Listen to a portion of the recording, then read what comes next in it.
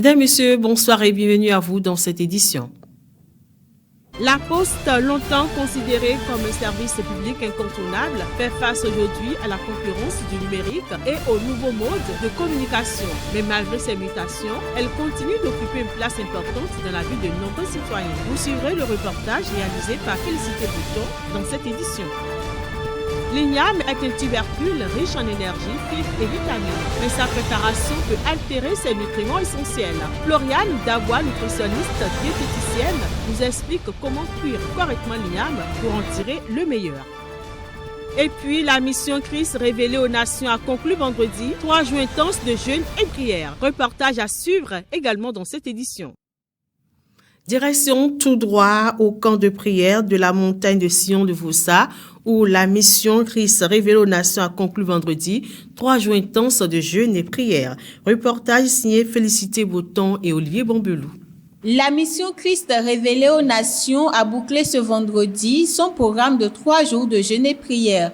Un programme intégré au camp de prière de la montagne de Sion, lancé le mardi dernier au quartier Vossa à Cotonou. Ce 27 mars 2026 est le dernier jour de la rencontre placée sous le thème « Ton impossible sera rendu possible ».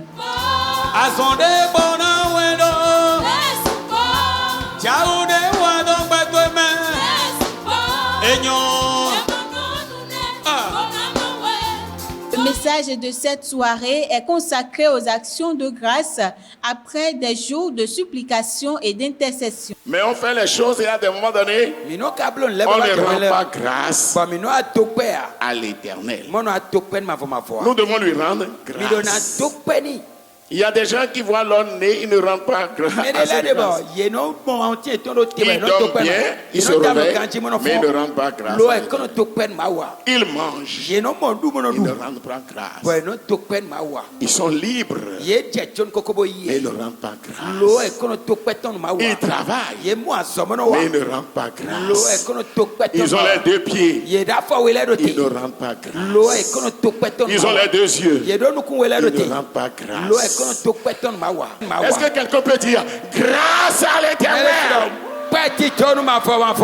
L'apôtre Guédou Étienne du Christ de la mission Christ révélé aux nations révèle avec clarté l'objectif précis et les fruits attendus après le programme. C'est avec Action de grâce que nous sommes en train de clôturer ce programme.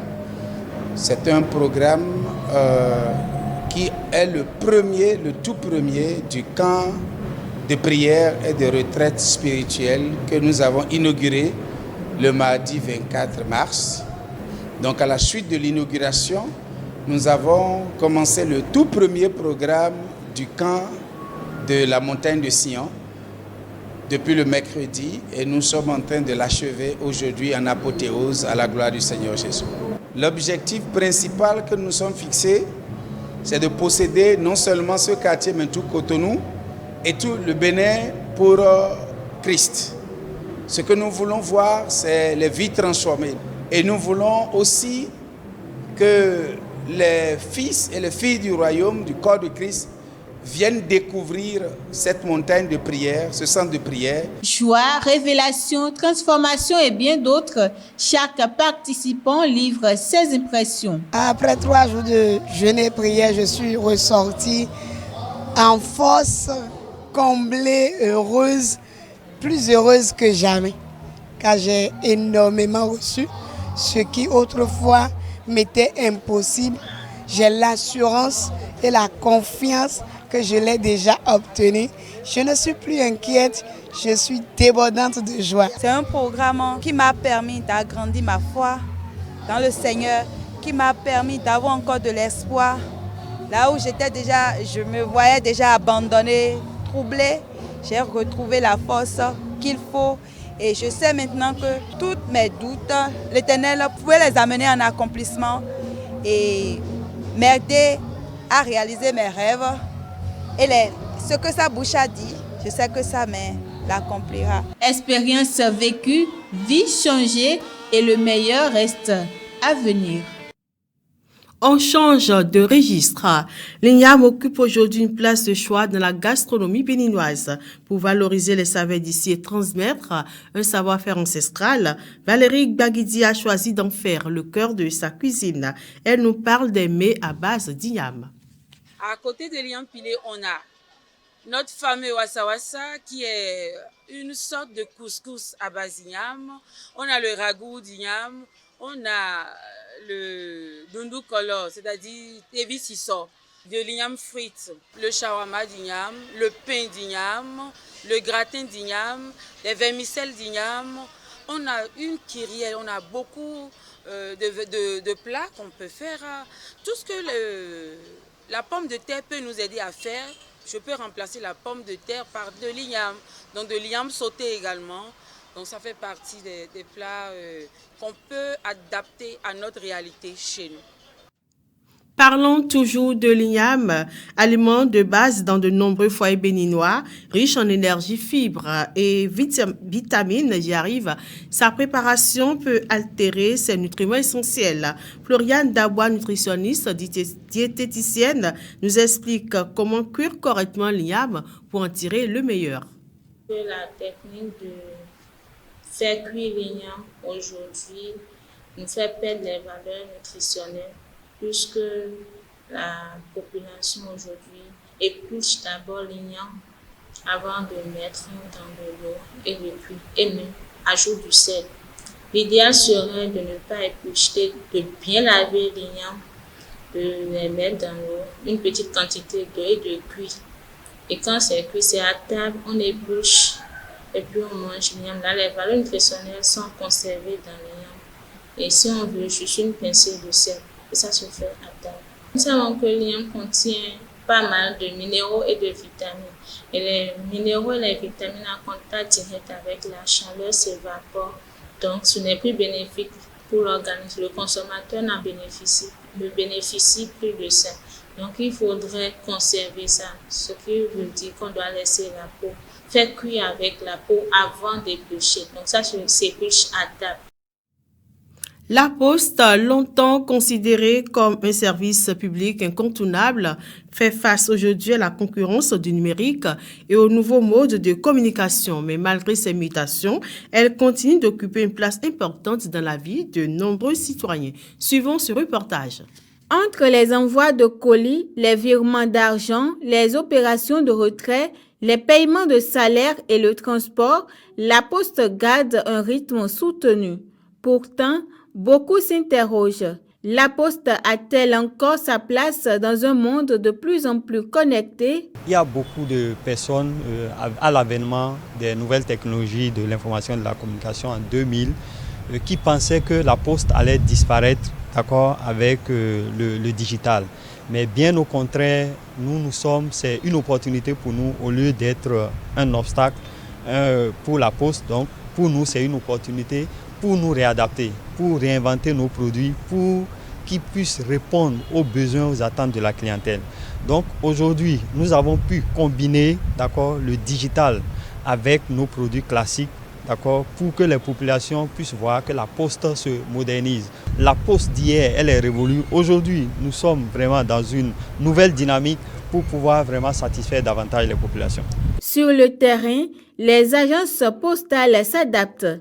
Ici, à la Poste de Sainte-Rita, les services financiers prennent une place grandissante.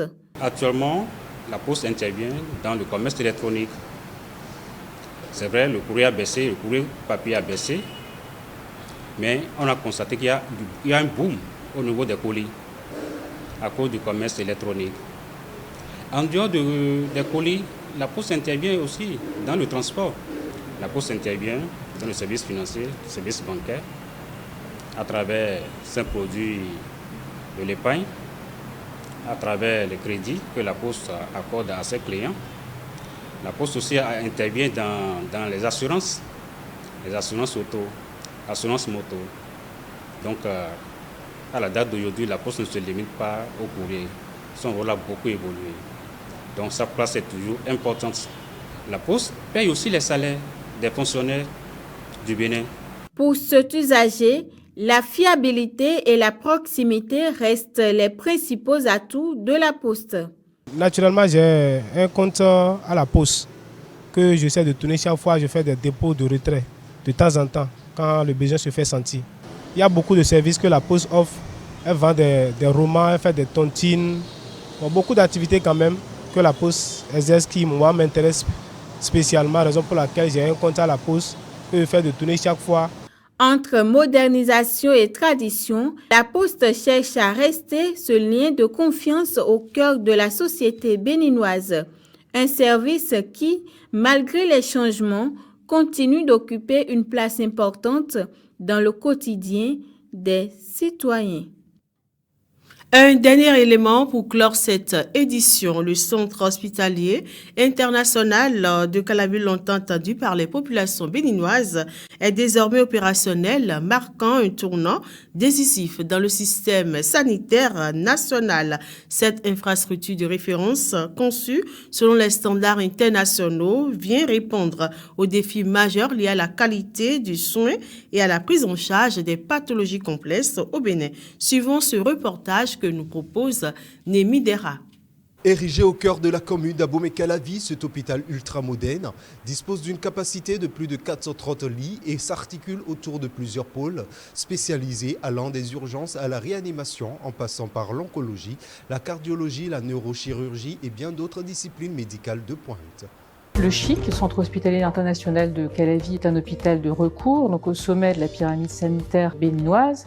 Il a pour mission notamment de diminuer fortement les évacuations sanitaires en dehors du Bénin. Il dispose de 434 lits et places, d'un plateau technique de haut niveau. Il propose des soins très spécialisés, notamment en cardiologie, mais également en chirurgie lourde, comme la chirurgie thoracique, la neurochirurgie. Avec un plateau technique de dernière génération intégrant imagerie avancée, bloc opératoire moderne et services de haute spécialisation, le CHIC s'impose déjà comme un véritable joyau sanitaire. Aujourd'hui, nous avons plusieurs services déjà opérationnels. Nous avons également ouvert le service d'imagerie médicale avec l'IRM et le scanner. Notamment, il y a également les autres possibilités, les autres prestations telles que la radiologie conventionnelle, l'échographie et tout avec les incidences autrefois indisponibles au Bénin. Au-delà de l'offre de soins, cet hôpital se veut également un centre d'excellence pour la formation et la recherche médicale, contribuant ainsi à l'évaluation du niveau du personnel de santé béninois. Le CHIC d'Abomey-Calavi ouvre une nouvelle ère pour la médecine au Bénin où espoir, innovation et qualité des soins convergent au service des populations. Ça fait plusieurs années même que je voulais faire un bilan de santé. Récemment, j'étais même au Canada pour le faire. Je n'ai pas pu le faire parce que là-bas c'est très compliqué pour avoir un rendez-vous. Et c'est par hasard que j'ai vu sur les réseaux sociaux que dans mon pays d'origine, qu'est le Bénin, que je peux faire ces mêmes examens. Automatiquement, j'ai appelé le numéro du CHIC, j'ai eu les informations et je peux dire que c'est en moins d'une semaine que nous avons planifié tout ce que vous voyez aujourd'hui. Le CHIC aujourd'hui n'a rien à envier à ces hôpitaux que vous voyez en Europe, à ces grands centres.